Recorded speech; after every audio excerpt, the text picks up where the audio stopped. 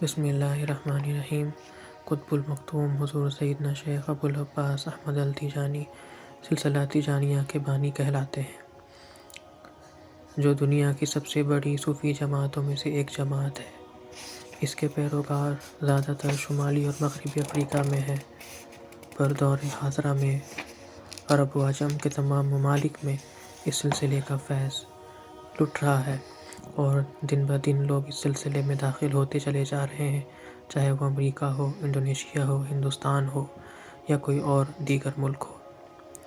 بہرحال حضرت سیدنا شیخ احمد تیجانی کی ولادت باسعادت 12 صفر سن 1737 بمطابق 1150 ہجری کو جزائر کے جنوبی مغربی علاقے کے نخلستانی قصبے عین مادی میں ہوئی۔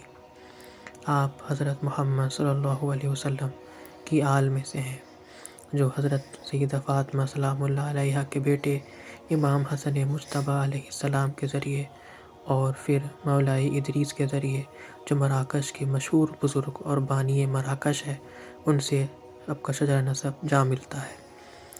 آپ کے والد سیدی محمد ابن المختار ابن احمد ابن محمد ابن سلام تھے، جو وقت کے بڑے عالم اور اللہ کے ولی تھے۔ آپ کا خاندان عبیدہ قبیلے سے تھا، اور آپ کے دادا پرتگالی حملے سے بچنے کے لیے عین مادی میں آ کر ہجرت کر چکے تھے۔ سیدنا شیخ احمد التیجانی کی شادی 16 سال کی عمر میں ہو چکی تھی، پر آپ کے والدین کسی وبا کے تحت انتقال کر جاتے ہیں۔ انہوں نے اس کے بعد اپنے شہر میں ہی قرآن کی تعلیم حاصل کی۔ قرآن کی تعلیم کے ساتھ ساتھ آپ نے فقہ مالکی اور تصوف کی تعلیم حاصل کی، جس میں رسالہ قشیریہ بھی شامل ہے، اور پھر سن 1757 میں آپ شہر فاس منتقل ہو گئے۔ شہر فاس میں آپ نے 3 سلسلوں میں طلب فیض کیا، جن میں سے سلسلہ قادریہ، سلسلہ نصریہ جو سلسلہ شاذلیہ کا ایک شاخ ہے، اور حضرت شیخ احمد الحبیب ابن محمد کے سلسلے میں آپ نے طلب فیض کیا۔ اس کے بعد آپ جزائر واپس آ گئے، اور وہاں کے ایک گاؤں الابیض میں 5 سال تک لوگوں کو تعلیم دیتے رہے اور اللہ تک بلاتے رہے۔ سن 1772 میں آپ حج کے لیے مکہ روانہ ہوئے۔ اپنے اس سفر کے دوران آپ نے سلسلہ خلوتیہ میں بیعت کی اور تونس میں 1 سال تک تدریس فرماتے رہے۔ پھر آپ مصر آ گئے، جہاں آپ نے قاہرہ میں حضرت شیخ محمود کردی سے سلسلہ خلوتیہ کی تعلیم حاصل کی۔ آخرکار سن 1773 کے آخر میں آپ مکہ پہنچے اور آپ نے حج ادا کیا۔ اپنے سفر کے دوران آپ مدینہ میں حضرت شیخ محمد ابن عبد الکریم السلمان سے جا ملے، جو سلسلہ خلوتیہ کے سمانیہ شاخ کے بانی تھے۔ حضرت شیخ نے آپ کی روحانی ترقی دیکھ کر بشارت فرمائی کہ آپ القطبانیہ الخاصہ کے منزل پر فائز ہوئیں گے۔ بہرحال مدینہ چھوڑنے کے بعد حضرت شیخ احمد تیجانی قاہرہ واپس آئے اور حضرت شیخ محمود کردی سے اجازت و خلافت حاصل کی۔ اس کے بعد سلسلہ خلوتیہ کی تعلیم آپ دینے لگے۔ اس کے بعد آپ جزائر واپس آ گئے اور تلمسان میں 2 سال گزارے، اور وہیں آپ نے سلسلہ خلوتیہ کی تعلیم، درس و تدریس کا آغاز کیا اور لوگوں کو اللہ کے راستے پر سلسلہ خلوتیہ کی تعلیمات کے سبب بلایا، اور آپ اس کی تبلیغ و اشاعت کرتے رہے۔ کچھ عرصے کے بعد آپ بوسمغون کے نخلستانی قصبے میں منتقل ہو گئے۔ یہاں آپ حضرت سیدنا شیخ احمد التیجانی کو آپ کے نانا جان اور جد اعلیٰ حضور اکرم صلی اللہ علیہ وسلم کی جاگتی حالت میں زیارت ہوئی، اور آقا دو عالم کی طرف سے آپ کو سلسلہ تیجانیہ کی نیو رکھنے کا حکم ملا، اور آپ نے وہیں سلسلے کی بنیاد رکھی۔ سن 1782 میں حضرت سیدنا شیخ احمد التیجانی نے سلسلے کی بنیاد بوسمغون میں رکھی، اور وہاں آپ نے ایک مرکزی خانقاہ قائم فرمایا۔ یہاں آپ نے 15 سال گزارے اور بہت سے لوگوں کو سلسلہ تیجانیہ کی طرف راغب کیا۔ اس کے بعد سن 1796 میں آپ شہر فاس واپس آ گئے۔ شہر فاس میں مراکش کا سلطان مولائی سلیمان کی طرف سے آپ کو بہت عزت ملی۔ حالانکہ سلطان بعض سلسلوں کے خلاف تھا، پر وہ آپ کی روحانیت، آپ کی کرامات اور آپ کی دانش مندی اور ولایت کے خاص مقام سے واقف تھا، لہٰذا وہ ہمیشہ اپنا سر تسلیم و رضا سے آپ کے حضور خم کیا رکھتا اور آپ سے بہت عقیدت رکھتا۔ ابتدائی دنوں میں آپ مسجد مولائی ادریس میں عبادت فرماتے رہے۔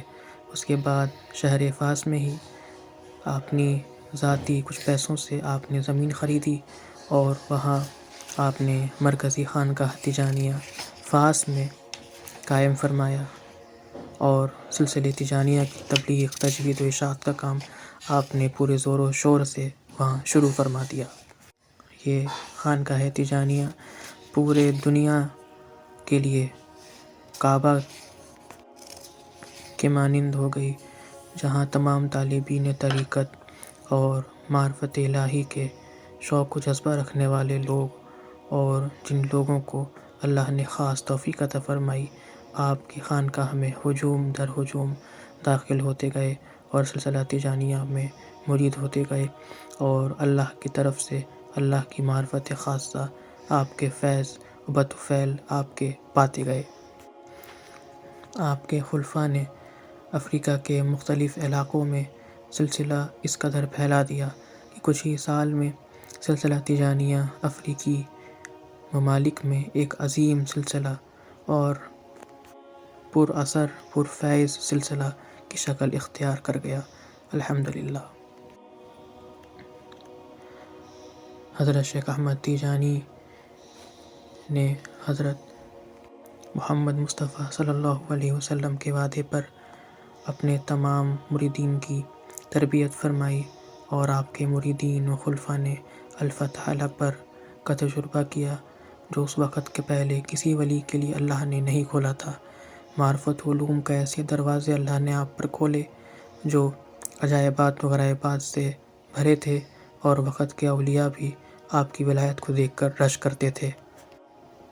آپ نے سن 1815 میں شہر فاس میں پردہ فرما لیا اور آپ کی زاویہ میں ہی آپ کو دفن کیا گیا۔